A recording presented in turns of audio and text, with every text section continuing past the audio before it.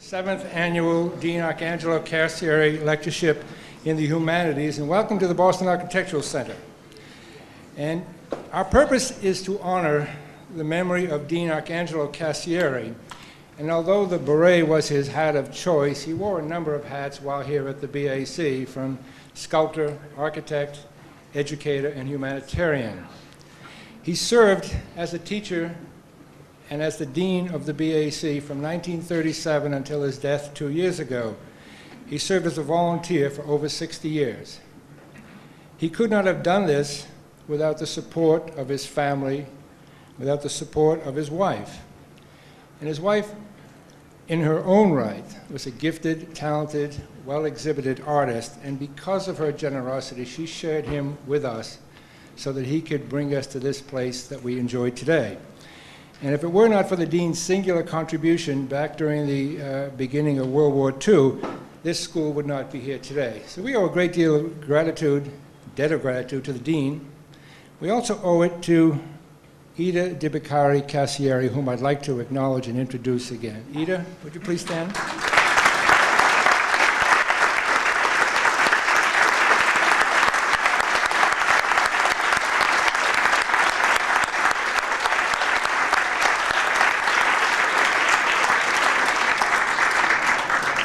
Ida, nice to see you again. Nice to have you back. Thank you for being here. As a sculptor, the dean's life was filled with space and the filling of space. How it would work, how it would be experienced, how through his quietness and dignity, he brought openness to all forums. He created space. He always had space for family, for friends, students, teachers, strangers, for people with similar and dissimilar ideas and values. But his quietness and dignity always prevailed. The lectureship's mission is to memorialize the man through an extension of his ideas and values, and tonight is one of those such programs. The BAC is currently in its 110th year, offering degrees in architecture and interior design. The majority of the faculty are volunteers. The school is made up of volunteers who are supported, and I must say quite magnificently, by the school's professional staff. The lecture was founded on the anniversary of the dean's 90th birthday celebration, which was held in this very room. And the lectureship was conceived by an alum and also a member of this committee named Andy Filoso. He worked very hard to bring this program about, and I'd like to also acknowledge Andy for his work, his hard work, and the fact that we're here tonight also. Andy, where are you? I know you're here. There you are, Andy Filoso.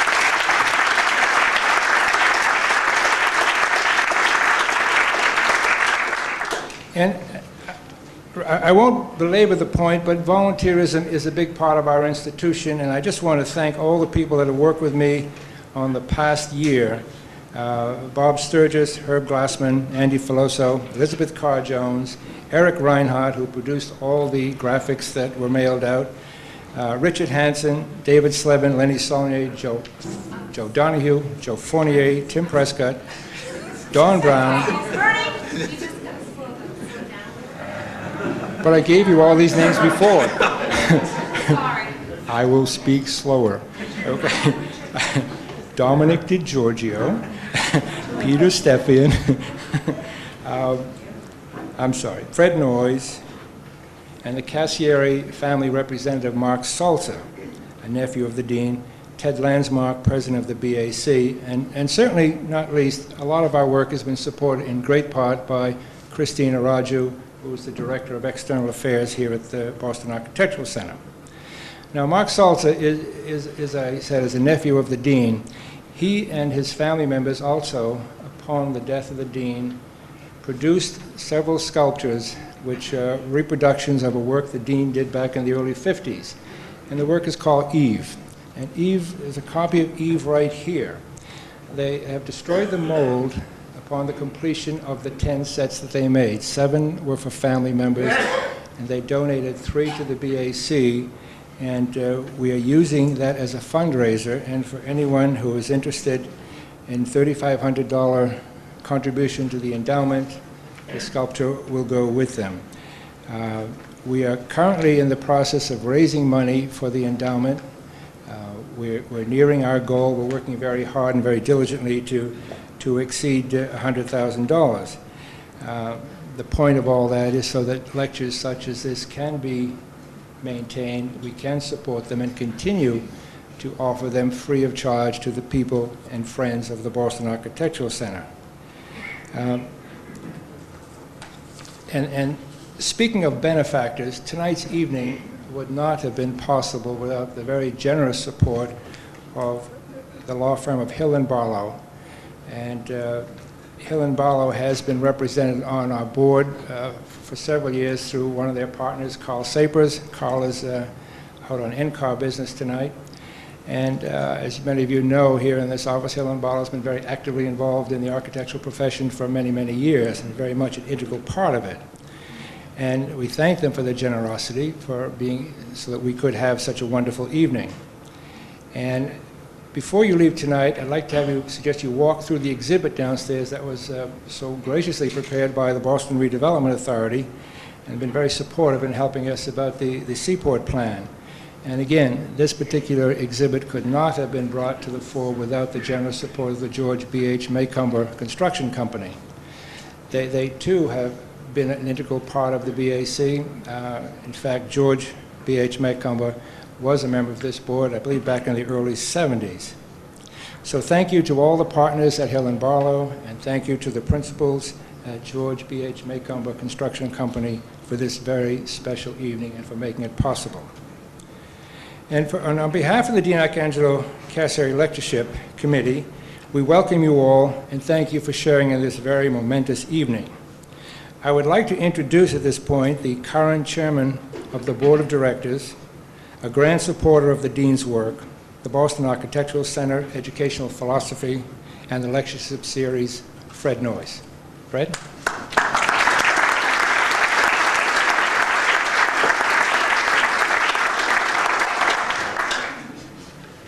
Good evening.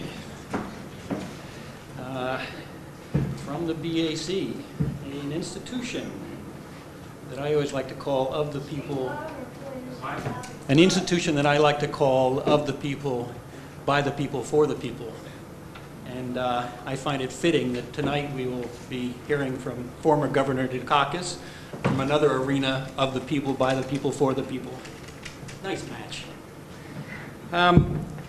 In addition to Andy Filosa, who started this lectureship, and the Hill & Barlow and George Maycomber, who are sponsoring it, I think we also owe just an enormous debt of gratitude to Bernie Goba, who you've just been listening to, who in fact himself gone out and managed to raise almost $100,000, which is an enormous sum. So let's hear it for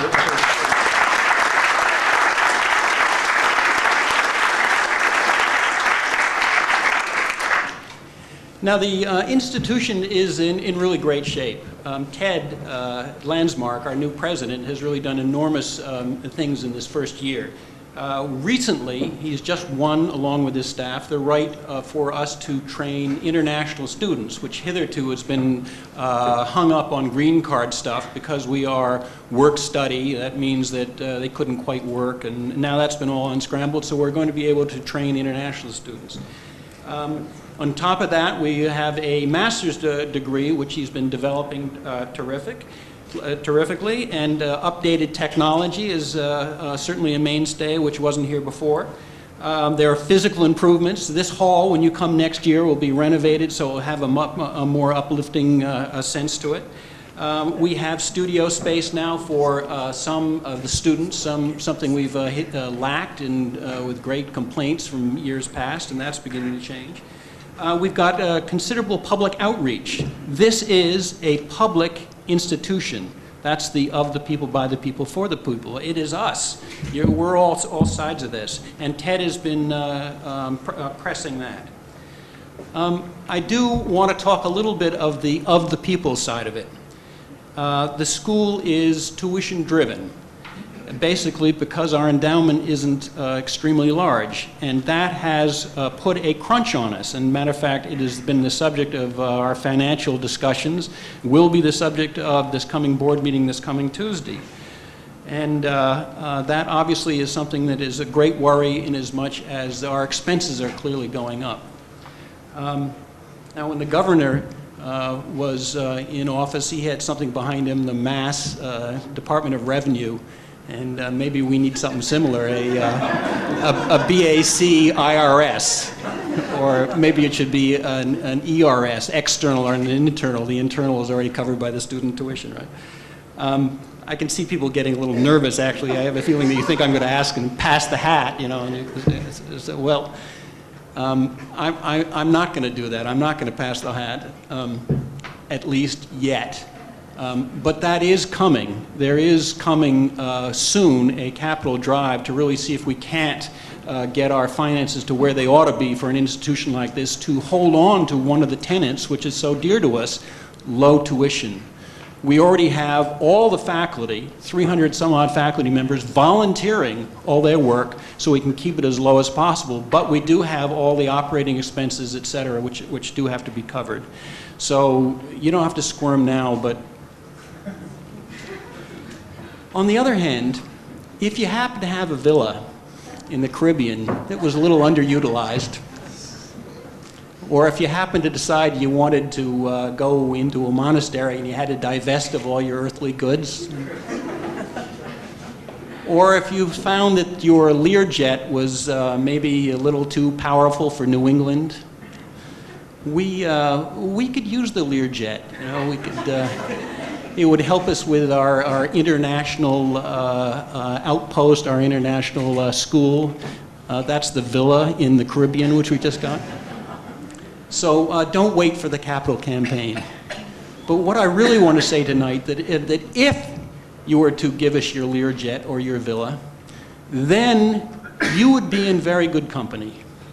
Because tonight I want to announce that we have been given a gift from the estate of Edward Eisner for $1.6 million.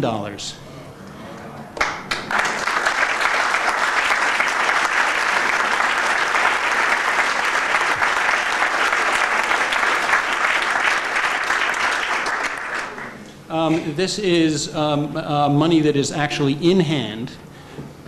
And obviously you would all have a lot of questions about it. Do we have to change the name of the school, for instance? Are we going to have a bus down in the Maynard Place? Do we have to give degrees to all his relatives who probably can't draw a line? All that kind of stuff. The answer to all those questions is no, no, no, and no. This is a man who was an architect, trained at the GSD. They do a pretty good job over there. Trained at the GSD, successful career, who, when it came to putting together his will, decided to give money to the BAC because he thought that he would get more return for the education of a student here than on the other side of the river.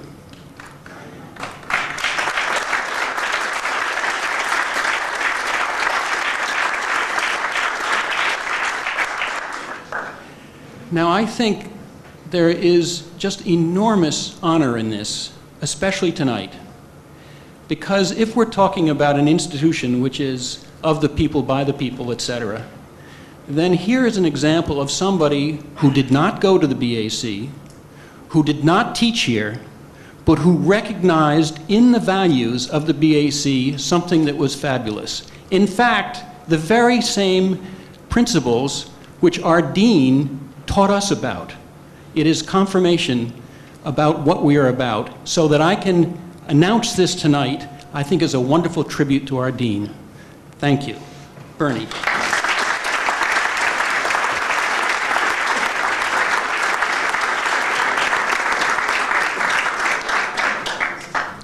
As Fred has so eloquently stated, the condition of the school is fine. It's very fine.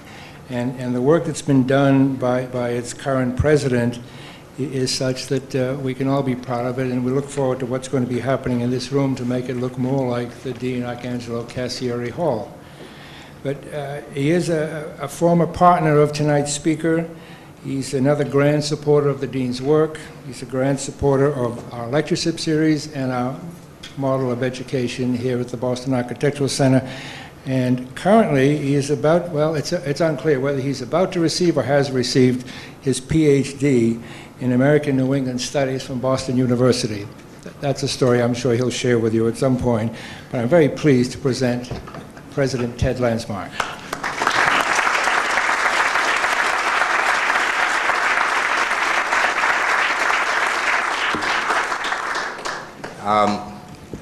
I think we're here tonight really to listen to Michael.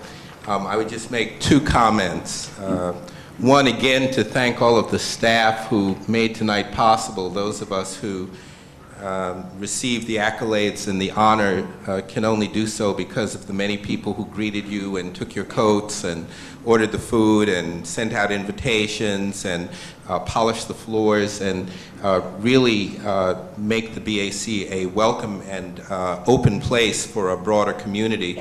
This is part of our community service, and I also encourage you to come to our symposium tomorrow, where we will be bringing together a number of public and private development officials and people in the creative worlds, the world of culture, to talk about ways that creativity and culture can enrich public policy making and vice versa. The other thing I would say is that when I came to Boston in the early 1970s, I had the privilege of coming to work as an associate at Hill and Barlow, which then and today has represented the very best that our legal community can do in the nature of providing public service. In those days, Michael Dukakis was the partner who was in charge of training the new and young associates. And quite a crew there was. Chris Noble, who now oversees much of the architectural practice. Bill Weld was there at that point. Reginald Lindsay, who's now a federal judge, was there. I was there. It was quite a lively place, as you can imagine. And Michael was the one who tried to not only train us, but essentially to herd the group of wild cats that we were. We've all gone on to a variety of other interesting things, and sometimes we get together and talk about whose influence was greatest and who ended up the best, as it were, as one of his disciples. I have to say that it wasn't just Michael, but it was really the entire ethos that existed and continues to exist within that firm that makes the kind of public service possible, and that really represents the kind of work they do in terms of their day-to-day practice, but also their sponsorship of tonight's lecture. And with that, I would like to introduce Dan Taylor, who is managing partner and who's been very supportive throughout this process, to introduce Governor Dukakis. Dan?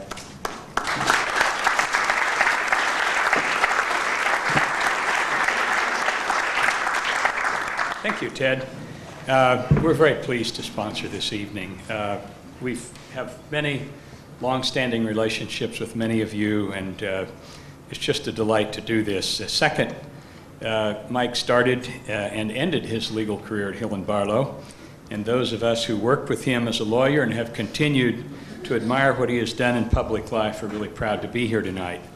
I've gone through the records at Hill and Barlow, the archives, and there's some interesting records that I'd like to share with you. Back in 1959, Hill and Barlow was quite diligent in checking on its new hires, and it did so in this case.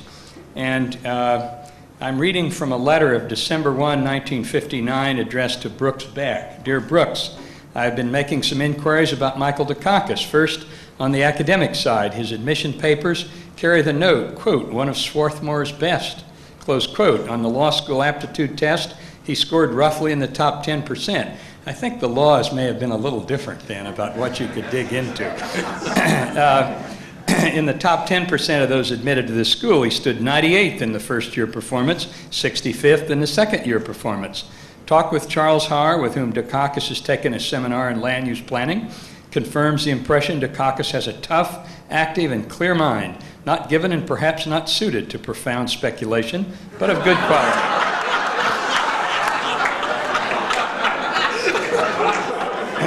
Lou Tupfer, seconded by Haar, describes Dukakis as a chap with a wide range of practical interests, active and knowledgeable in politics, efficient, hard-hitting, eager to succeed. He does not shrink from assuming responsibility, rather enjoys taking charge. Close quotes. According to Lou, he is admired by his classmates. They seem to respect his willingness to get involved in so many things while keeping his head well above water academically. Haar admits to having been a little put out at first by a touch of brashness in Dukakis' manner. In any case, the next letter is an offer to Michael Dukakis. The firm joins me in hoping you will accept this offer of employment as an associate. Your starting salary would be $5,300 a year. There are certain other perquisites which I will inform you if you decide to accept. And then the final letter, the first one, by the way, was from Benjamin Kaplan, a former justice of the Supreme Judicial Court. The final one is a memo to the file, and this is by Brooks Beck, who was then the managing partner. Francis Goodale and Brooks Beck met with MSD on December 18th in order to convey to him the firm's decision regarding his plans to run for the legislature. FGG, Francis Goodale, observed that the firm wished to encourage rather than discourage this sort of effort, but he pointed out the hazards of a political life in connection with a law career. He asked MSD whether he wished to take this step now rather than wait until he was better established. He pointed out that once he started, he might not be able to disengage. MSD stated that he was very anxious to make the run for office next fall and had given thought to all the considerations involved. And then what follows is a very happy financial arrangement that was made. The decision to enter life and Michael's record over some 30 years truly exemplifies the politics of creativity. He changed the tone of government to one of honest efficiency. His first act of governor was to sign an executive order creating the Judicial Nominating Commission to take politics out of judicial appointments, and that commission endures to this day. In an area closer to home in this building, he spearheaded the adoption of the State Designer Selection Board to remove politics from the award of design commissions and at the same time raise the quality of public design. He sponsored the nation's first no-fault auto insurance reform. He modernized state tax collections by offering one of the nation's first tax amnesty programs and coupled it with a vigorous public enforcement of state tax laws by a modernized state revenue department of the kind that was spoken of earlier. He created one of the nation's first welfare-to-work programs that humanely reduced Massachusetts welfare rolls 2 decades before we did this somewhat differently and a little more harshly as a nation. He developed a myriad of boards, councils, commissions to join public and private efforts to spur business growth and development that set the stage for the prosperity we enjoy today. He still cares deeply about the nation's agenda, which he now mostly teaches, but he still has his hand in important things, as currently as vice chair of Amtrak, a vice chair who is determined to make a 3-hour train trip from Boston to New York a reality later this year. He has spent a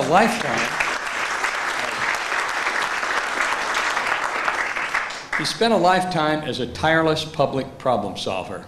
Nowhere was that more apparent than his efforts begun in 1976 during his first term as governor to build a state growth policy that focuses on containing sprawl and encouraging growth in older urban areas through making infrastructure investment choices, a heavy investment in public transportation, and targeted subsidies for housing and economic development. Starting in 1975, when he selected Frank Keefe, who many of you know, then a young planner from Lowell, as the first head of the state's first Office of State Planning, he began an unprecedented effort led by the state but soon joined in by cities and towns to arrive at common goals for making public decisions about future growth. By early 1976, 330 of the state's 351 cities and towns had established local growth policy committees that involved some 5,000 people working over 20 months to adopt local growth policies, out of which grew regional and state policies on growth. To this end, this planning process culminated in 1977 in the City and Town Centers, a program for growth. This report stated the growth dilemma and charted how to resolve it. And let me just repeat it, it's very relevant today. On the surface, a dilemma emerges from the growth policy process. On the one hand, communities know that the state will and must continue to grow if sufficient employment and housing are to be available for an expanding population. And yet, on the other, many communities want to remain the same. This desire to preserve and protect the distinctive character of communities and regions is expressed consistently and compellingly in the growth policy statements of the various cities and towns. Villages don't want to be suburbs, suburbs don't want to be cities, and cities don't want to be wastelands. And in this general desire to have the resolution, we have the resolution to the apparent dilemma. By revitalizing the major regional centers and by facilitating the expansion of jobs and housing in central cities, we can sustain the character of these communities as employment and population centers. And by encouraging most of the increase in people and jobs in suburban and rural towns to locate in or adjacent to their centers, the identity of these communities will remain separate and distinct from their neighbors, and the role of their centers in the life of the community will be enhanced. Then began implementation efforts and continue to this day. The recent brownfields legislation, for example, which seeks to reclaim and reuse polluted industrial urban sites, can easily be traced back to the 1977 Program for Growth. Today, sprawl is on the national agenda, but over 30 years ago, it was front and center on Massachusetts' agenda, and our speaker tonight put it there.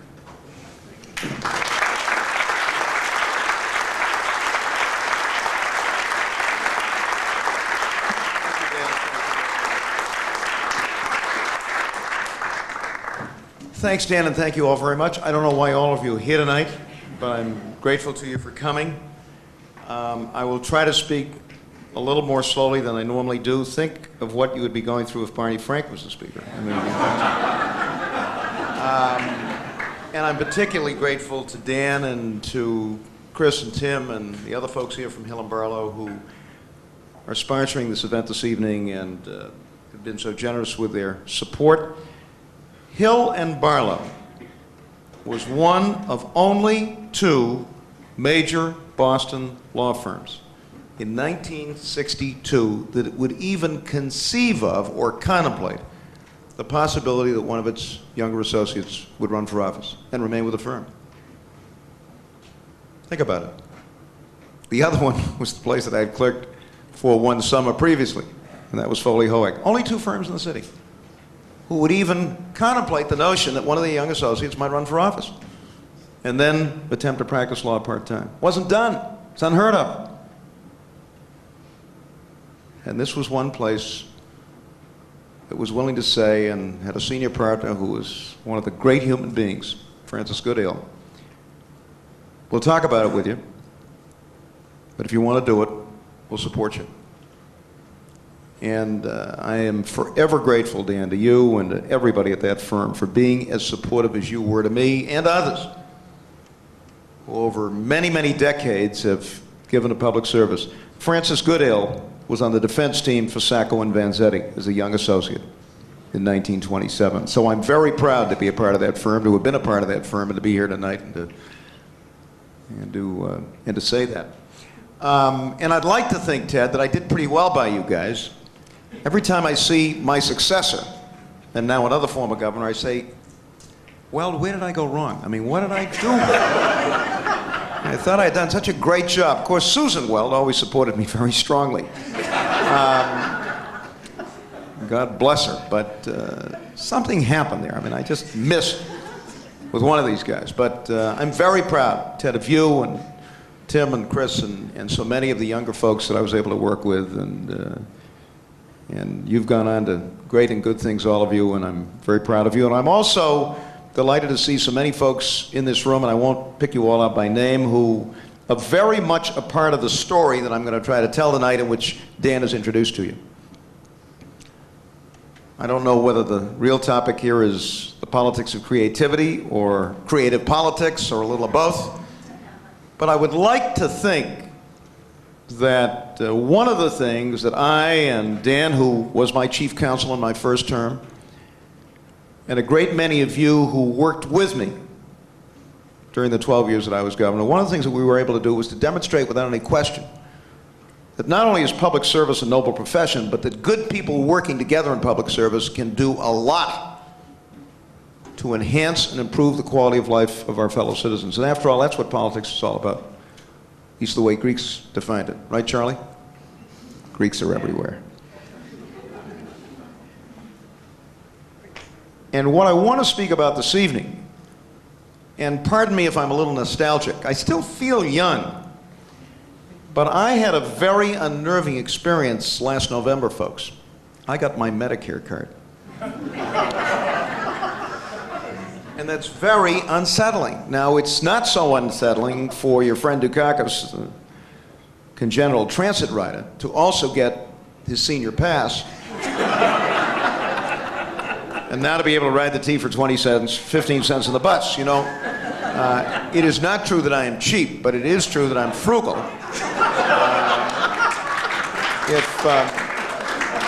If Kitty were here tonight, and she's not, she's down the street at the Copley Plaza at a big event for the Massachusetts Alliance Coalition for Immigrants and Refugees, which is what she does these days professionally and otherwise.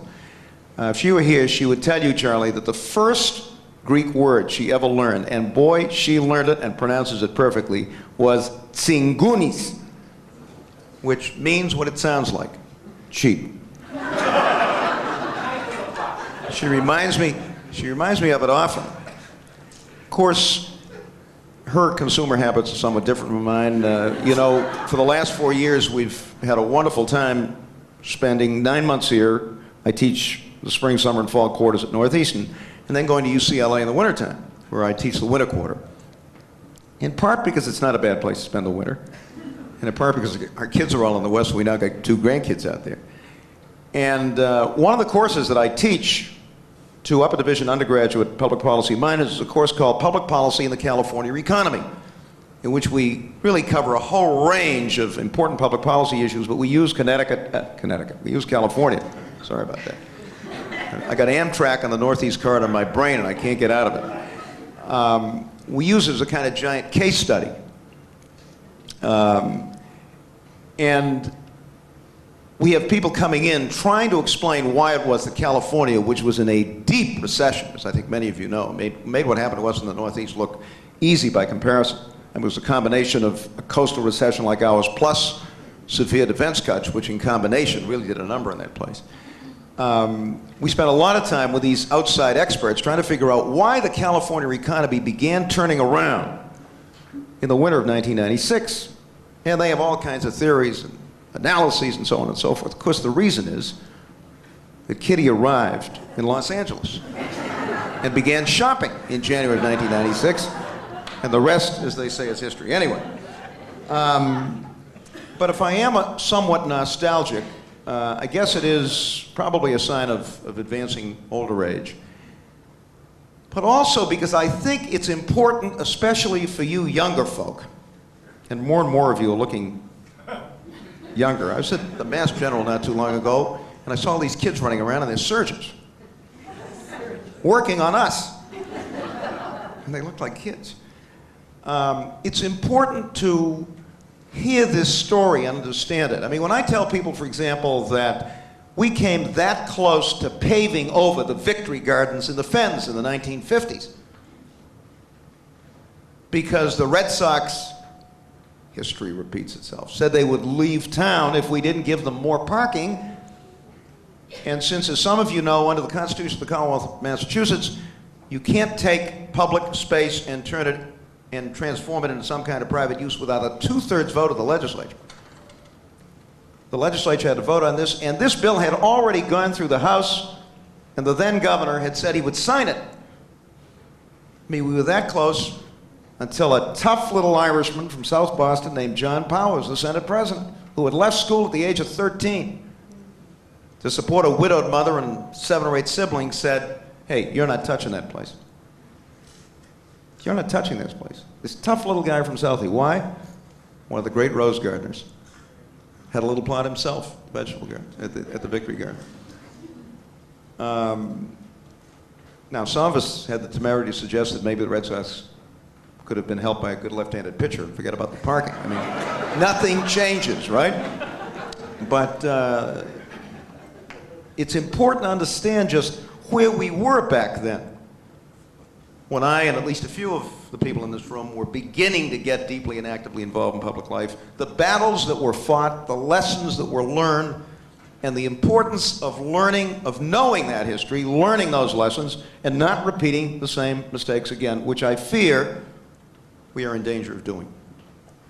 So I want to talk about urban sprawl. Now, a national issue all of a sudden. The Vice President of the United States has proposed a national program to deal with urban sprawl. The new governor of the state of Georgia, of all places, nothing against Georgia, but I'm not sure Georgia and the politics of creativity kind of naturally harmonize. The new governor of the state of Georgia, Governor Barnes, has just put through the legislature with an overwhelmingly affirmative vote a new super growth control agency for Greater Atlanta. And if you've been to Atlanta lately, you know why. I remember when I was nominated in Atlanta in 1988. Unfortunately, I peaked in Atlanta. And they were just building a 16-lane, or expanding that highway to 16 lanes. I looked at it and said, well, it's going to be a moving parking lot in 2 or 3 years, and it is. Except I think now it's 20 lanes. But Georgia dealing with this. Governor Ridge, a Republican from Pennsylvania, saying we've got to do something about urban sprawl and so forth. So I want to talk, if I can, about this, about how at least some of us with lots and lots of good people, 5,000 down around the state, went to work on this problem, what we did about it, why I think it has made an enormous difference in the quality of life and health and vitality of this city and this metropolitan area, what more we have to do, and some of the things that we ought to try to avoid lest we repeat the mistakes that we were in danger of making in the 50s and 60s and 70s. As I think all of you know and recognize, this country experienced a surge of growth after World War II, quite unlike any we'd experienced at any previous time in American history. Now, some of that growth, which was reflected in an explosion of movement towards the suburbs and the deterioration of the nation's older urban communities, was the perfectly logical result of forces that had been building since 1929. We had, after all, gone through the worst economic crisis in American history during the Depression of the 1930s, and while our recovery from the economic depths was helped in part by New Deal reforms, the truth of the matter is that it was World War II and the country's total mobilization for the war effort which really pulled us up and out of the depths that we had experienced during the Depression. The war effort, however, as at least a few of us in this room still remember, also resulted in widespread government rationing. Not a single automobile was manufactured for purchase by ordinary consumers for about 4 years. I remember as a kid, I was 10 or 11, when the first, are you ready for this, Kaiser showed up in the neighborhood. And then the Hudson. And then the Studebaker. Am I showing signs of age here? And us kids kind of gathering around this shiny new vehicle. We hadn't seen a new car in about 5 years. The nation's housing supply remained virtually stagnant for obvious reasons. Meat and ordinary consumer goods were rationed and in short supply. Millions of American men and some women were serving in the military, and their return marked a whole new era in American economic history. The resulting boom in the late 1940s and 1950s not only lifted millions of American families out of poverty, it fueled a surge in national income and consumer buying that included a huge pent-up demand for new and better housing, preferably away from the urban slums and out in the country, where one could have his own little house with a quarter acre of grass and trees and a barbecue in the backyard. And why not? For most of us who grew up, especially around here in the 2- and 3-family houses of the city, the idea of a 7-room ranch in Braintree or Billerica with room to run and breathe was a bit of heaven, especially if you could pay for it with a 4.5% VA or FHA mortgage. A lot of these houses carried a monthly payment for principal, interest, and taxes of less than $100. And millions of Americans voted with their feet to leave congested and deteriorating urban neighborhoods for the grass and trees and fresh air of the suburbs. But it was the states who unwittingly set the stage for the suburban explosion that has engulfed urban America for the last 50 years. True, federal money's played a part, but it is the states, not the federal government, that make the important infrastructure decisions in this country. And without really knowing what we were doing or understanding the consequences of our decisions, every state in America signed on to policies that encouraged urban sprawl and accelerated the decline of our urban centers. And it wasn't just the interstate highway system that we designed and built, or the fact that when we built Route 128, we never anticipated that a road designed to move traffic around the city would generate a huge high-tech belt, which would subsequently make the highway itself a moving parking lot at 5 in the afternoon. Other state policies fueled the exodus as well. States began locating important state facilities in the suburbs. The Massachusetts Community College system is a case in point. Some of you recall that we built some 14 new community college campuses during the 1950s and 1960s, with just 2 exceptions. Each of them was built as an essentially suburban campus far from the state's older urban centers and usually at the corporate limits of the particular city in which they were located. The campuses themselves were reasonably well designed and attractive, but an opportunity to reinforce our older downtowns with well-designed and attractive urban campuses that would bring life and activity to those urban centers 18 hours a day was lost forever. When I first became governor, you'll recall this, Dan, I had a devil of a time convincing the people at the Registry of Motor Vehicles that registry branches should be in older urban centers, not at interstate interchanges. And I remember having discussions with these folks. Well, hell, that's where the cars are. What do you want to do? Make them drive into these older cities? Put it up the interchanges, you know, so they get there easily with lots of free parking. It took me about 3 years to turn the registry around on the issue, but it resulted in a whole bunch of registry branches that were deliberately located in historic buildings, in older downtowns, by the way, at substantially lower rents than out there at the interstate interchanges, and guaranteed those downtowns 1,000 to 2,000 visitors a day. Sadly, since 1991, we've been taking these branches out of their downtown locations once again and putting them in suburban malls. And may I say, from my own experience, you don't move any faster at these suburban express registries than you do in the older downtowns. More on this later. State policies for providing school and other assistance to local governments made little or no effort to attempt to equalize the huge differences in wealth between cities and suburbs. Most school aid was distributed in the form of per capita or per student grants. Giving the same amount of money per pupil to Chelsea and Weston was hardly a response to the distress that our older and poorer communities were experiencing. State water and sewer grants, financed in the 60s and 70s with a lot of federal money, hundreds of millions of dollars for this state alone, were being given out indiscriminately to cities and suburbs alike, like the new highways we were building, the failure to make some hard decisions about what impact they would have on growth patterns had equally serious consequences. New expensive state and federally financed water and sewer systems went into the suburbs, while older systems like Boston's were left with deteriorating underground networks that quite literally, and I'm not kidding here, included hollowed out logs that had been installed in the 19th century. The law enforcement experts at the time, enamored of new crime-fighting technologies and the opportunity they provided for rapid communication and rapid response, took the traditional neighborhood cop off the walking beat, put him in a car, and had him drive around all day long. In fact, fearing that local neighborhood officers might be corrupted by staying too long in just one neighborhood, these experts told us to rotate them on motorized patrol from neighborhood to neighborhood so that they would never get to know the people they were supposed to be serving. Urban police departments were told that sticking with the beat cop was a waste of time and money, and that rapid response and arrest statistics were the way to measure their effectiveness. Only recently have we begun to understand just how bad that advice was. Finally, state regulatory policies reflected an unwitting but devastating bias against urban residents and their communities and in favor of suburbanization. Look at your auto insurance rates in this or any other state. I just got my bill the other day, so it's a particularly sensitive matter.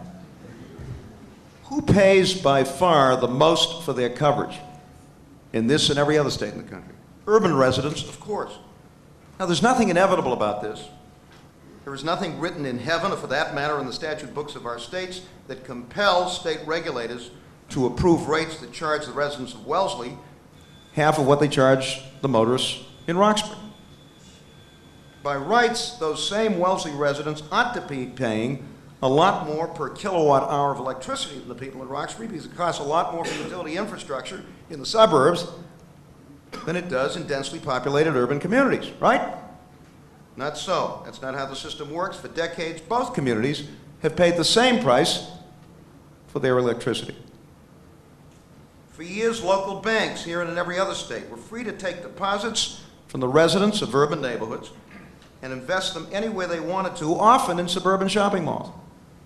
It was not until the mid-1970s when this state, I'm proud to say, and then the Congress, passed or approved regulations or legislation that insisted that some portion of those deposits be invested in the cities where the depositors lived and worked.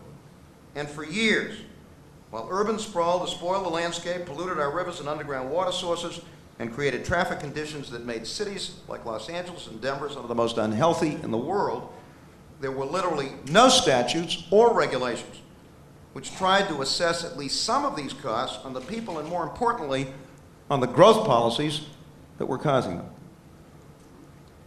Curiously, the mayors and business and civic leaders of our great old cities did not do what you would think they would have done, and that is march up to their state capitals and demand an end to these policies that were devastating their communities. Instead, they went to Washington and appealed to presidents and Congresses for help, and Washington certainly tried to respond. First, it was federally subsidized public housing that unfortunately gave us projects like Columbia Point. Then it was urban renewal that provided us with the resources to tear down the West End, one of this or any other city's great urban neighborhoods. Then it was model cities, to be followed by community development block grants and urban development action grants, and a host of other federal programs. But none of them was able to stem the tide. Cities continued to decline. New suburbs were created alongside their post-World War II cousins. And huge sprawling metropolitan areas like Greater Los Angeles were created, where gridlock on the freeway system became a daily occurrence, and school kids were literally kept indoors dozens of times a school year because of smog alerts. Of course, these policies also encouraged businesses to flee the city as well. 128 and Silicon Valley have become great high-tech success stories. But it is a long way from Dorchester to Burlington. And as businesses that had begun in the cities looked at what was happening on the 128s and in the Silicon Valleys and their counterparts elsewhere, they too decided it was time to move. Once in their suburban industrial park, it then made sense for their employees to move out with them if they could afford it. Because if they couldn't, they lost their jobs. Those new families had to shop somewhere, and why not at a mall right next to the highway that had brought them out there in the first place? By the 1960s and early 1970s, it should have been apparent to anyone with half a brain that this process had to be slowed and reversed. But with some conspicuous exceptions, Boston and Massachusetts, I'm proud to say, being one of them, the beat went on, and today, decades later, we find the Vice President of the United States making urban sprawl a major national issue and suggesting once again that federal policies can help turn things around. Now, I commend Al Gore for his leadership on this issue. Lord knows it's needed. But where are the nation's governors? Where are its state legislators? We're the people who have shaped the policies that created this mess in the first place. Fortunately, it became obvious to at least some of us as early as 1963 that what was happening would have a devastating effect on this great old capital city and our smaller mid-sized cities around the Commonwealth. And so it was that our hardy band of about 6 of us in the Massachusetts legislature began raising serious questions about the so-called Master Highway Plan that we were told was absolutely essential for the salvation of Boston and the economic future of the region. But the Master Highway Plan, for those of you too young to remember, would have covered this city with at least 6 8-lane expressways from every part of the metropolitan region right into the heart of the city. Now, of course, that would have created a monster traffic jam, right? And so in order to solve that problem, a critical part of the Master Highway Plan was the so-called Inabel, an 8-lane elevated highway which would have circled the city along an alignment which brought it from the Southeast Expressway through Roxbury, along Ruggles Street, right through Olmsted's Emerald Necklace in front of Emmanuel and Simmons, through Beach Park in my town, and thence over the Charles, through Cambridge neighborhoods, Somerville neighborhoods, to reconnect with the interstate system in Charlestown. If this sounds slightly mad to you, it was. But it was planning orthodoxy in Massachusetts in the 1950s and 1960s. And those of us who began raising questions about it were dismissed as special pleaders who were simply trying to protect the neighborhoods in our own districts from the bulldozer. People clucked sympathetically, but after all, progress was progress, and this was progress. The Master Highway Plan for Metropolitan Boston actually was just a cookie-cutter version of similar plans for major metropolitan areas all over the country, most of which sadly have been built. But a fellow named John Kennedy, a Massachusetts man, who had just been elected president, personally began raising questions about such a plan for Washington, D.C. And at the same time, Jack Shelley, a very gutsy former labor leader and congressman from San Francisco, who was the mayor of that great city, announced that even though the California Highway Department had already built a substantial portion of the Embarcadero Freeway, that if completed, would have walled off San Francisco from its historic waterfront forever. He was going to fight its completion and remarkably insist that the portion that had already been built be torn down. No undergrounding for Shelley. He just wanted to tear it down. And I don't know how many of you had the experience of looking at the Embarcadero before it was torn down, hanging there, waiting to be completed in what is now that gorgeous place in San Francisco. In short, when a couple of Irishmen named Kennedy and Shelley decided that they had had enough of these plans, I and my legislative colleagues decided that maybe we weren't so crazy after all, and that there had to be a better answer to Boston transportation woes than a Los Angeles-style highway system. 10 years after we began the fight, Governor Sargent made one of the most courageous decisions any governor has ever made in this state. Frank Sargent, himself an architect of the Master Highway Plan, when he was over at the Department of Public Works, concluded that it no longer made sense and that mass transit was the answer. Now, I ran against him and I beat him. But I always had enormous respect for this man and for that decision. And in a very real sense, he set the stage in 1975 for my administration to begin anew, to rethink in fundamental terms where we had been and where we were going, and to craft for the first time in any state a growth policy that would emphasize the rebuilding and revitalization of existing city and town centers and a turning away from the kind of sprawl that was engulfing our towns and destroying our cities. Of course, first we had to create an organization and a management system at the state level that could come to grips with these issues and deal with them effectively. Massachusetts, and for that matter, most other states, simply didn't have the tools to do that, and we, after all, were the first to try. So I created, as Dan told you, the first state office of planning and development of the Commonwealth's history. We had no state planning office. Nobody was doing any planning at the state level. And we recruited a smart, aggressive young planner from Lowell named Frank Keefe to run it. We then created something we called the Development Cabinet under Frank's direction, which consisted of the key cabinet secretaries who were directly involved in the physical and economic growth of the state. The secretaries of Transportation, Environmental Affairs, Communities and Development, Economic Affairs, and Consumer Affairs and Business Regulation. From that point on, it was Frank's office in the Development Cabinet, working closely with me and the legislature, that had principal responsibility for developing a growth policy for the Commonwealth and implementing it. Now, clearly, this could not and would not be a top-down process. If you are serious about putting something like this together, and believe me, it's not easy, and building a strong consensus for it among politicians, business, labor, and community leaders, suburban and urban alike, and you must involve people genuinely and actively in the process. The legislature, by the way, equally concerned about what was happening with us, was in the process of approving permissive legislation encouraging but not requiring every city and town in the state to create a local growth policy commission. Remarkably, as Dan reported to you, 330 of the 351 cities and towns voluntarily decided to do that. Good citizens, thousands of them, went to work in almost every Massachusetts community to explore how and where they were growing and how they wanted to grow in the future. We then asked the regional planning agencies, we had them in those days, which covered every part of the state, by the way, to read and review those reports and submit their own summary of what the reports said and the conclusions to be drawn from them. Then and only then did we believe we had a foundation on which to build an intelligent, thoughtful, and politically sustainable approach to these critical issues. And I'll be very frank in saying that what we heard from the local communities and regional agencies astonished us. I expected that there would be a real tug of war between the cities and the suburbs. In fact, there was remarkable agreement between and among them.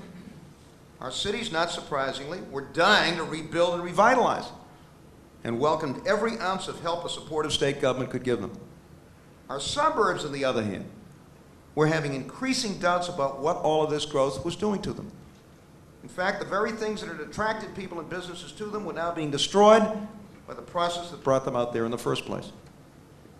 They wanted steps taken to slow down the growth that was hitting them and help from the Commonwealth in rebuilding and revitalizing their older and often historic town centers.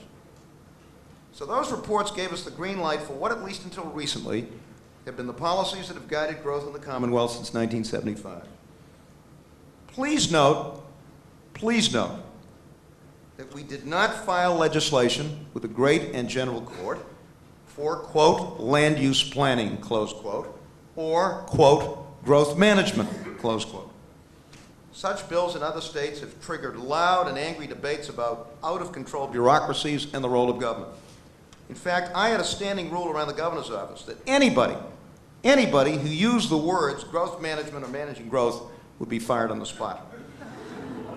Instead, we took a look at the formidable powers and responsibilities we already had and concluded that working together with enthusiastic urban legislators and a growing number of sympathetic suburban ones, we could do what we hoped we could do without elaborate legislation and complex bureaucratic arrangements. And we knew enough to know that any such growth policy that would help to rebuild and revive Boston and our proud but battered old cities would have to be based on the following principles. First, state transportation policies from that time forward had to be shaped in a way that reinforced the goals of our city and town-centered growth policy. And that meant an almost exclusive emphasis on the T and public transportation inside 128, the completion of long-delayed gaps in the state's highway system outside 128, the acquisition of all of the privately owned commuter rail lines serving eastern Massachusetts and their operation by the T. We did that in 1976. And the creation of state-supported regional transit authorities across the state that provided citizens and communities outside the metropolitan area with frequent, comfortable, and affordable bus service that connected them with their city and town centers. This wasn't easy at a time when it was virtually impossible to extract even a dime for mass transit from what we used to call the Federal Highway Trust Fund. suburban projects went to the bottom of the list. Third, I signed an executive order drafted by the man who introduced me, requiring all state agencies to locate or lease facilities in older downtowns. Fourth, we replanned and reprogrammed state park and outdoor recreation funds to emphasize for the first time facilities that would serve urban residents. State parks just didn't play a role in the life of most urban residents in this state. In particular, we began building a network of urban heritage parks that would celebrate the industrial and ethnic history of the very cities to which we were committed. We started in Lowell, and that city has become one of the great national urban success stories. But we also now have heritage parks in Lynn, and Lawrence, and Gardner, and North Adams, and Springfield, and Fall River, and New Bedford, and the Blackstone Valley, and Roxbury. They unfortunately have not received the kind of support they should have since 1991, and I hope they can get it soon. Why? Because they are not only a tremendous boost for these communities, a wonderful confidence builder, they are a way that Massachusetts can help our fellow citizens all over the country to understand the origins and values of this country, and not coincidentally, to help build a strong and vibrant state tourist industry at the same time. Fifth, we worked hard to develop state revenue sharing formulas that would clearly provide the bulk of school and other forms of assistance to local communities on the basis of need. That philosophy, I'm proud to say, and I'm happy to say, has guided state aid policies ever since, and it has been enormously helpful, particularly to our cities who were the hardest hit by Proposition 2.5 and typically have the thinnest property tax base. Sixth, at the same time that we were developing a whole new range of tools with which to assist companies that wanted to locate or expand in Massachusetts, we made sure that those tools, wherever possible, were used primarily to encourage the creation of jobs in the places that needed them. There is no sense in telling welfare mothers to go out and get a job if they live in South Central Los Angeles and jobs are expanding in Ventura County. And every metropolitan area has its analog. In Massachusetts terms, this meant ensuring that loans from what we then call the Massachusetts Industrial Finance Agency, the Massachusetts Capital Resources Corporation, the Community Development Finance Corporation, and the Thrift Fund, all quasi-public loan agencies, supported economic development and job creation in job-poor communities and regions. Seventh, we worked hard to develop the kinds of training programs that would make it possible not only for welfare mothers and their families to become independent and self-sufficient, but for companies to get well-trained workers. More often than not, particularly in a tight job market, those workers and their families live in older cities. One of the best ways to encourage companies to locate or stay in those communities is to guarantee them that they will have well-trained, well-motivated workers, something that is much harder to provide on 128 when the unemployment rate out there is effectively zero. Eighth, we mounted an aggressive and effective state housing program that invested heavily in affordable housing, especially in marginal urban neighborhoods. Now, please note what we did not do.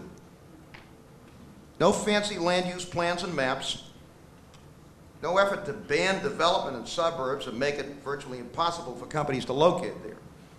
Rather, a very strong message to the business and development community that if they made a choice to invest and create jobs in our older cities, we would work our backsides off to make it happen. There are, for example, today some 4,000 jobs at the Miles Standish Industrial Park in Taunton, created by some 62 companies who now are located there. 58 of those companies receive some form of assistance from the Commonwealth of Massachusetts. Now, how do we assess the results of these policies some 23 years after they were first inaugurated? On the whole, I think the results have been good, and a dramatic contrast with what has happened in so many other American cities and states. Boston today is arguably the most successful city in America. In fact, it is so successful that it is becoming prohibitively expensive to live here. Another strong argument for an aggressive and effective state affordable housing policy. Lowell, as I pointed out earlier, has become the national model for how a state helps a gritty old mill city to become a center of high-tech business while celebrating its history and attracting, you ready for this, nearly 1 million tourists a year to the city of Lowell. Newburyport, which in 1960 had an unemployment rate of 20%, is a real gem and one of the most attractive and historic communities anywhere. Salem, Haverhill, Worcester, all cities that have come back with substantial state assistance, not by trying to turn themselves into something they are not, by strengthening and restoring what is so unique about them and their history and making it work for them and not against them. On the other hand, we still have too many older urban communities in this state that continue to struggle. New Bedford, Fall River, Brockton, Lawrence, North Adams, all cities with a great past and I believe a potentially terrific future that need the Lowell treatment and aren't getting it. There are other alarming signs in the wind as well. Pulling those registry branches out of older downtowns is hardly a way to rebuild and revive them. Leasing turnpike air rights in Weston, or selling state land for the development of a new headquarters for the Harvard Pilgrim Health Plan at the intersection of routes 9 and 128. Don't ask me how they're going to get in or how they're going to get out. Am I missing something? Or isn't this a return to the policies of the past, state policies, that encouraged urban sprawl? And the currently pathetically weak effort at building or rehabilitating affordable housing, especially in marginal urban neighborhoods, is no way to build back those neighborhoods and provide good housing for working people and their families at the very time when one can do so. You certainly can't do it in the middle of a recession. Now, does that mean that the federal government has absolutely no role to play in this effort? Quite the contrary. I think what the Vice President has done and is doing can be very helpful. And if I were advising him, I would urge him to call together the nation's governors, enlist them in this effort, lay out examples from Massachusetts and other states of how states have effectively responded to the challenge, and urge and encourage them to do likewise. Some federal policy changes could also help. Giving the states real flexibility to spend their federal transportation dollars for transit as well as highways would be a major first step in the right direction. Deliberately locating federal facilities in urban centers would be another. You know, I teach at UCLA. Some of you may be familiar with the geography of West Los Angeles. And of course, UCLA is a wonderful example of misguided state policies, because UCLA used to be in the heart of Los Angeles, and then some guy who owned a lot of bean fields out what is now Westwood decided, hey, if I can get the university out there, my land will increase in value. And so they moved out and furthered sprawl. But down at the end of our street on Veteran Avenue, there is the federal office building for Los Angeles. And where is it? 16 miles west of downtown Los Angeles. Strongly encouraging the states to begin to come to grips with these issues and providing them with technical assistance from the federal government would also help. One thing is clear, however, more of the same won't do, as only someone who now spends 3 months of the year in Southern California and has a daughter in Denver can tell you. And a new grandson, by the way, who's absolutely sensational. Local governments by themselves, it is clear, cannot cope with urban sprawl. Waiting around until we form regional governments is a non-starter. And as you hit 65 and get your Medicare card, you begin to confront your own mortality and remember what John Maynard Keynes once said about, in the long run, we're all dead. It won't work. Federal policies that are supportive can help, but by themselves, I don't believe they will have any more success than the various urban renewal schemes that Washington tried repeatedly in the 50s, 60s, and 70s. And the returns so far on enterprise zones are meager indeed. Only the states have the authority and the resources to make some sense out of the pressures for growth that come with a strong and growing economy. Nowhere is this more evident than in the West, and especially in California, which expects an increase in its population of 17 million souls in the next 20 to 25 years, many of whom will opt for the sunny blue skies of Southern California. And it is the government of the state of California and its sister states that must take action, and take it now. It is the states in this country that make the infrastructure decisions. It is the states and their local governments that do the training and educating. It is the states that provide the bulk of support for local governments above and beyond what those governments can raise from the property tax. It is the states that decide where major state facilities and state educational institutions go and how they grow. It is the states that regulate the insurance, banking, and utility industries. It is the states that are principally responsible for implementing environmental regulations, whether of their own making or under the aegis of the EPA. It is the states that provide a good deal of the seed capital, revenue bond financing, and support for academic research centers that are an essential part of their and the country's economic future. And it is the states, far more than the federal government, that can pull communities together, build consensus, and help them to find common ground, as we were able to do here in the Commonwealth. In short, it is the states, and only the states, that can get urban sprawl under control, restore to our cities and urban centers the vitality and life that they need and deserve, and help make economic growth work for us and not against us. Thank you all very much.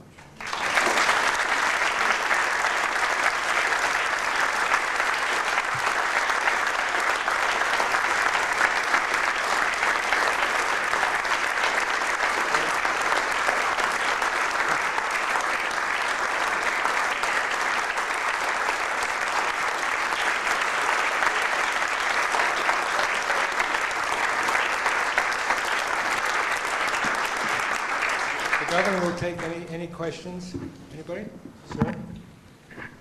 I really enjoyed your talk, but you didn't mention the Boston Harbor cleanup, and I don't expect you, it is, I think, related in many ways, because, as you, I'm sure realize, that I don't expect you to defend it unless, I'm asking if it can be defended. The project originally. The cleanup I'll defend. In fact, I'll take credit for it. It was federally mandated. You're talking about state initiative, but this was a case where the federal government required it. It was originally going to cost $8 billion to make Boston Harbor clean. It looks as though sewer taxes are before long going to be higher than real estate taxes, making it difficult for the poor to afford to live in Boston. It has cost, I'm sure you realize, many tens of thousands of manufacturing jobs because manufacturers could not comply with the very severe, and I'm a chemical engineer, I'm pretty familiar with this project, couldn't comply with the regulations required to make Boston Harbor clean. I have to play the role of Chris Lydon. Could you phrase that as a question, please? Now it turns out they're going to make Boston Harbor clean. They're going to spend $4 billion achieving approximately what could have been achieved for $500 million if that's what they had originally started to do, which was simply improve sewage treatment. I wondered, is there any way, and I don't expect you to do it because I don't hold you accountable, but can anybody defend this, what I consider a very destructive fiasco? How much time do you have? Next year I'll deliver the Not all night, Governor. next year I'll deliver the Cascieri lecture on Boston Harbor. No, let me try to be as quick as I can. Will you assume responsibility aside from blaming Judge? I'll assume a lot of responsibility. I don't think I want to assume responsibility for the fact that for about 150 years the people of this fair city were polluting the harbor. I will take responsibility for the fact that I was the first governor to try to clean it up. And by the way, long before the federal court told us to, I campaigned on that issue against Ed King in '82, and immediately after I took office in '83, I asked Frank Sargent to chair a task force on the harbor cleanup. And he was willing to do it. He did it. Unfortunately, his doctor, after about 4 or 5 or 6 months, told him he couldn't do it. It's too bad because he was a great guy, and I was very pleased that I was able to ask him to do this. Now, it is true that the federal court intervened, and by the way, I was the governor who said, we're not going to defend that suit. It's indefensible. We will accept the jurisdiction of the federal court. I like Judge Mazzone anyway. I had appointed him to the Superior Court. I thought he was a great guy, and I was pleased that he had moved up. And I was not at all unhappy with having a federal court hovering over us when we did that. On the other hand, in my first administration, this gets a little complicated, I was the governor who asked the EPA to give us a waiver on secondary treatment because we believed that with intensive primary we could achieve virtually all of the benefits of secondary at a fraction of the cost. The Reagan administration, as you recall, had an EPA that, shall we say, was troubled. In fact, a few of them went to jail, remember, for contempt and other things. And they couldn't even make a decision. My successor at that time, and I'm not here to beat up on Ed King, didn't really push for a decision. And when I got back into office in '83, my old law school classmate, Bill Ruckelshaus, had taken over, once again, the EPA. And we pushed for the waiver, and he said, sorry, no. And I said, okay, I accept that. At least he gave us an answer. And that's why we are in the process, or have spent $4 billion to provide secondary treatment as well as primary. For my troubles in seeking the waiver, I got my head kicked in by a guy named Bush, as you recall, who took a rowboat out there, and to this day I regret that I didn't meet him to inform him that he had been part of the environmental wrecking crew in the Reagan administration that had virtually denied us funds for it. And by the way, if you can believe this, in Reagan's first budget, after kicking me all over the country on this request of the waiver, he provided exactly zero money for the Boston Harbor cleanup. Well, there you are.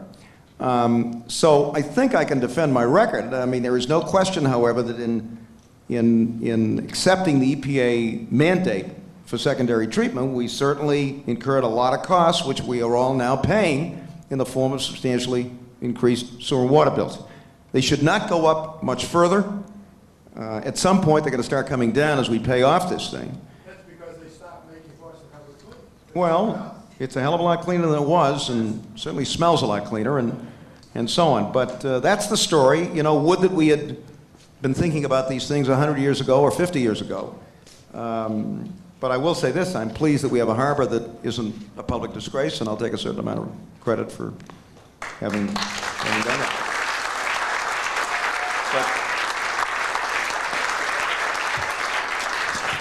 Sir. The state of Massachusetts legislature just voted to relocate the Department of Public Health to Dudley Square, Yes. an old urban core. Assuming this is a step in the right direction, what can we learn from this, and perhaps how can we replicate this elsewhere? Since I had a lot to do with it, I mean it. These days I chair a committee on urban outreach at Northeastern, which is trying to make Northeastern a positive force for the economic revitalization of Roxbury. And so I guess I'm the guy, if the truth be known, who went down and met with Charlie Baker and a few other people in the Weldon-Sluicy administration and said, why are we spending at that point, $4 a square foot for the State Department of Public Health at 250 Washington Street when we've got this old and previously healthy commercial center that's come on hard times, right around the corner from the Boston Medical Center, from the BU Medical Center. I mean, if we're interested in turning Melnia Cass Boulevard, as I am, into an intercity 128, and I think anything less is not worthy of us, this would be a great way to build a kind of academic and research and expert center in the health field. Why don't we do that? And to his great credit, Charlie Baker said, I like it, went out there, looked it over. Obviously the city liked it, and they're moving. Now, why didn't we do it when I was governor? Because at that time, the Department of Public Health was at 600 Washington Street in the combat zone. And I figured if there was anything left down there, we'd better keep our people down there. I mean, the combat zone at that point, as you know, was in terrible shape.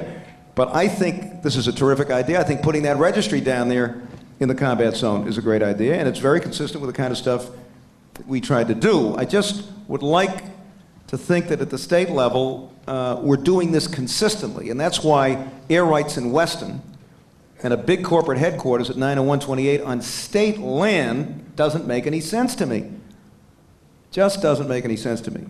And that's the thing that bothers me. I mean, if you're going to bring back these older urban centers, you got to do it, friends, every day, every week, every month, and every way you can.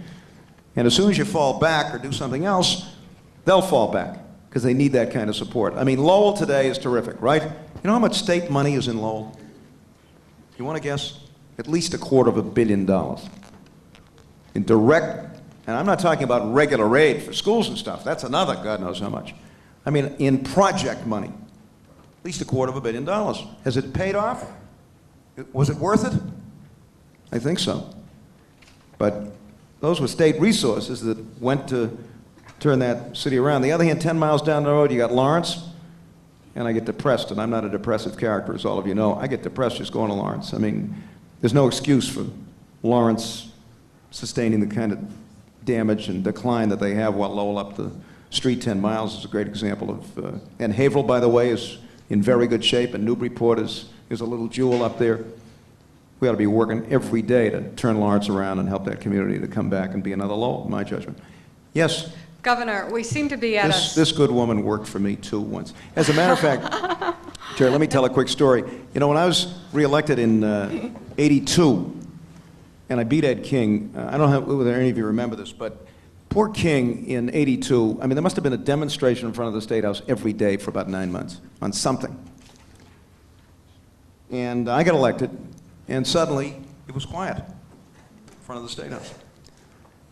And some reporter was talking to Senator Bulger, the Senate President at the time. He said, you know, I don't understand this. I mean, King had a demonstration every day, and all of a sudden it's quiet now. Dukakis has been elected. Bulger said, well, Dukakis had all the demonstrators. This is one of them. No. but always on the right side of the issue. But I hired a lot of them. Anyway, go ahead, Jerry. Yeah. Well, we handled the Lowell redevelopment, and I was proud to be part of that. Right. But switching gears, currently Yep. we have this standoff on the new runway at Yep. Logan, and I wonder if there's any way to bridge the gap between economic development, if you will, and neighborhood development on the runway question. Thank you for asking that question, and tell your husband that I feel I'm so upset about this thing. I think I have to write an op-ed piece, Jack, for the Globe to kind of straighten the Globe out and straighten everybody else out. I thought Salvucci and I had buried this misbegotten proposal forever. It's back. Friends, sometime this fall, we're going to launch the most important regional transportation development we've had in the last half century. 10 trains a day from Boston to Washington, hitting top speeds of 150 miles an hour, which will get you from Boston to New York, downtown to downtown, in 3 hours or less, 2.5 from New York to Washington. And if you happen to live out in the west someplace, you don't even have to come into town. You can go to the new 128 station, which will have a couple of thousand parking spaces, and you'll get to New York in 2 hours and 52 minutes. No fighting your way into the city. No fighting your way through the tunnels. No $16 to park. No metal detectors. No sitting on the runway for 3/4 of an hour. For the dubious honor of paying some cabbie in New York $30 to fight his way for an hour from LaGuardia to New York. 10 trains a day, plus the regular service, which will be a lot cheaper. By the way, these trains will be priced 30% below the plane fare.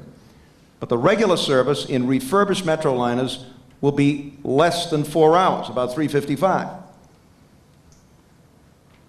Now, at the same time, we happen to be blessed in this region with not one, not two, but 3 regional airports, all within 40 miles of the city of Boston, all easily connected by road and rail to the capital city. I mean, are you telling me that the combination of high-speed rail in the Northeast Corridor and 3 regional airports next to 3 older urban centers, Manchester, Worcester, and Providence, all of whom want airport expansion, can't solve this problem? And a hell of a lot better than some crummy runway, which even the Port Authority says won't last more than 5 years. I mean, in terms of its capacity. I mean, what's going on here? Where are the creative people in this business? And this is not an urban-suburban thing. We looked at suburban airports. They'd be a mistake. Whether it's at Lincoln, you know, at Hanscom, or at Devens. Why? Because we're trying to reinforce urban centers, not create new growth centers out there in the boondocks someplace. If you could ever get there, especially on 128, if you're trying to get to Hanscom. 3 regional airports, all within 40 miles of the city and within easy commuting distance of what? Anybody 15 miles from Boston, northwest or south and beyond. Is it beyond our capacity, Jerry, to take these? The 3 governors should have been planning together a long time ago. The 4 mayors should be sitting down together. The key transportation people in each of the 3 states should be sitting down together. A great FAA administrator named Jane Garvey, who I trained in her youth, I'm sure would be happy to work with us. And we got high speed. I mean, why have a shuttle to New York or these foolish planes to Newark? That's even worse. If you got a high-speed train that takes you from downtown to downtown in 3 hours. And by the way, this is going to be Do I sound like the vice chairman of the new Amtrak board? This is going to be the best travel experience you've ever had. I mean, your knees aren't going to be in your teeth, you know, in these little seats. You're going to get on. If you got a PC, you can plug it in, go to work, have a meal, walk around, have a conference. You want a meeting? Take a meeting on the way to New York.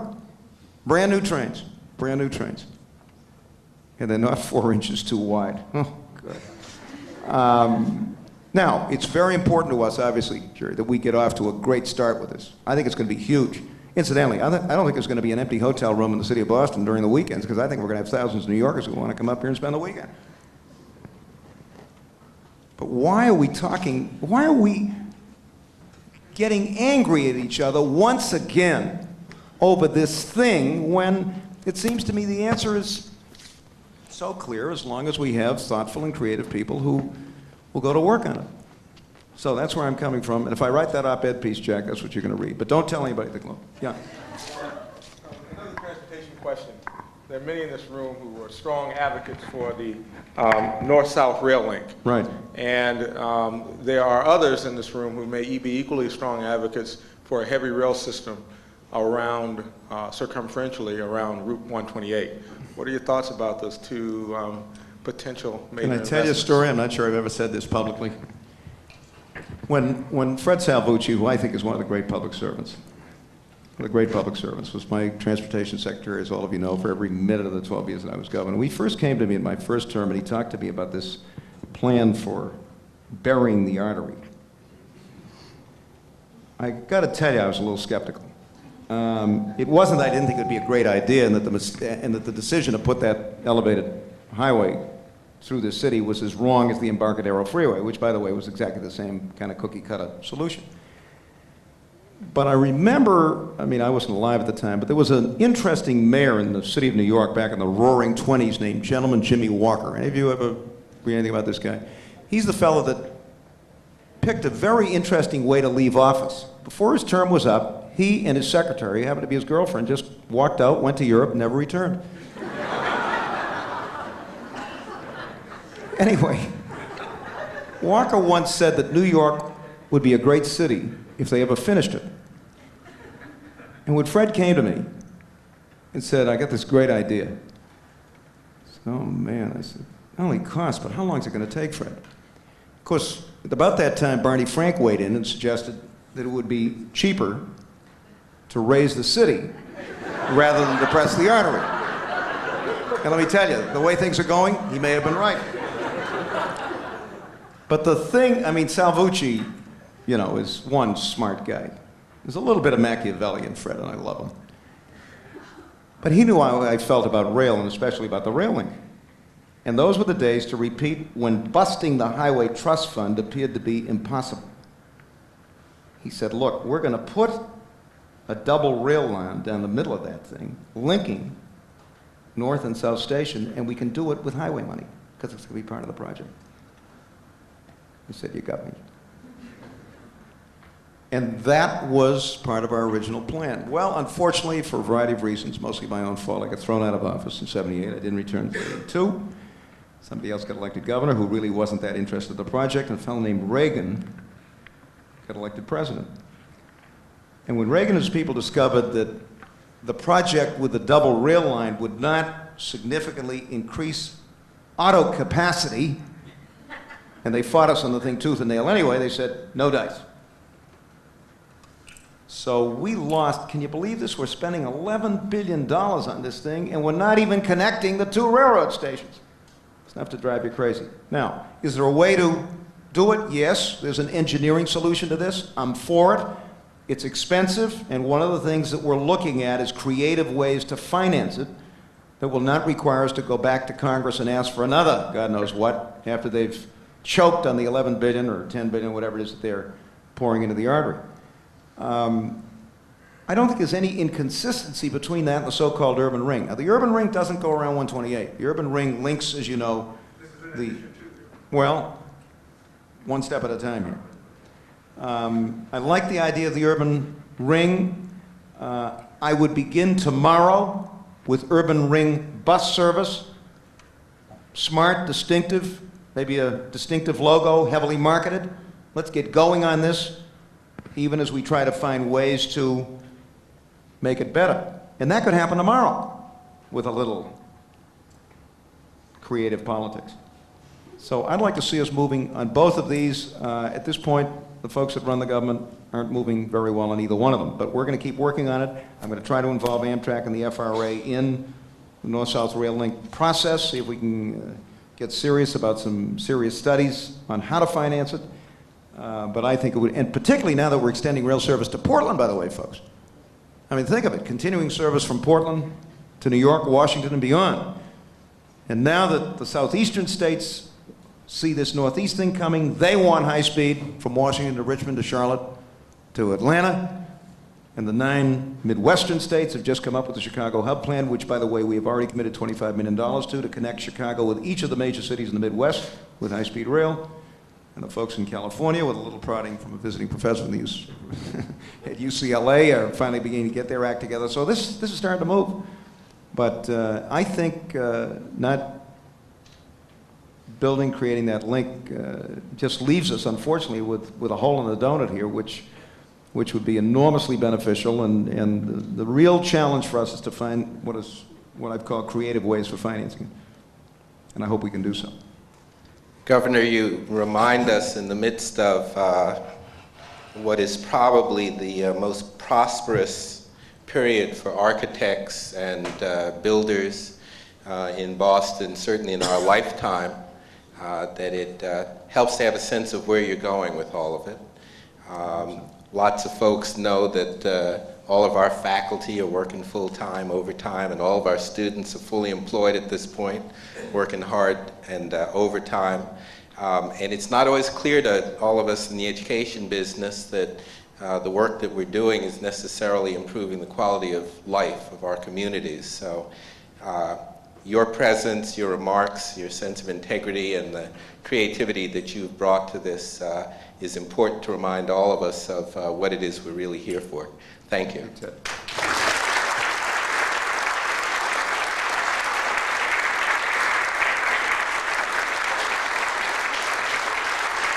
Bernie?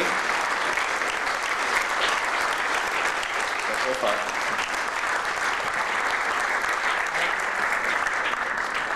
I have been the chairman of this committee now for about the past 4 or 5 years. I can't remember which it is.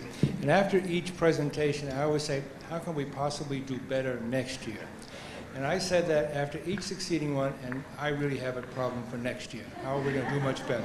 And Governor, thank you very much for your thoughtfulness. And on behalf of the members of the BAC, please accept that as a token of our gratitude.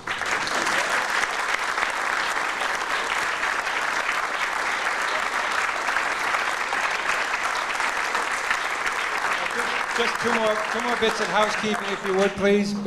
Just bear with us for 1 minute. Fred Noyes would like to say a few words also before we leave. Thank you.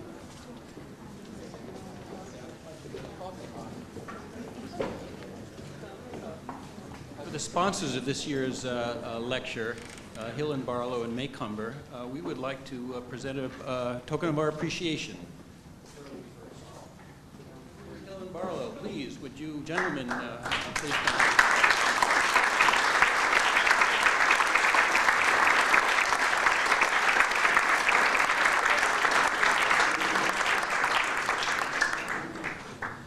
And for Maycomber, do we have a representative from Maycomber here?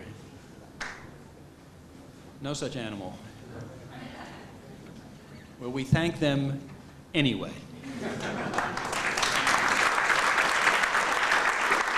Again, thank you all for coming. Please join us for coffee and cake downstairs. Thank you again. Good night.